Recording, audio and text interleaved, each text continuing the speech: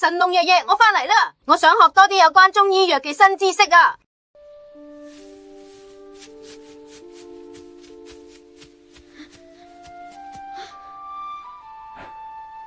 你返嚟啦，我哋開始今日記中醫藥知識小課堂啦。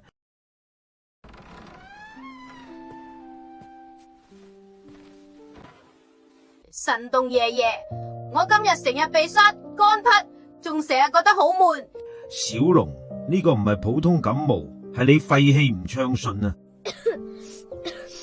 我哋個肺最中意舒展暢通，一旦肺氣唔宣，就會堵住氣機，肺氣唔宣，最常見就係鼻塞、喉乾、頻繁乾咳、胸悶氣短。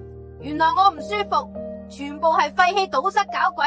成日嘆冷氣、捱夜、少運動、久坐悶房，都會困住肺氣，令宣發失常。唔使擔心，今日教你一招居家萬用開胸宣肺法，即刻疏通肺氣。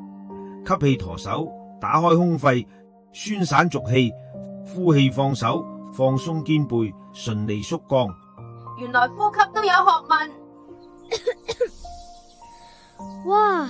即刻唔胸悶，鼻都通晒，成個人輕晒。肺氣一通，百病輕一半。每日早晚1分鐘，宣肺通氣，扶正護肺，順應肺氣，自然身心舒暢。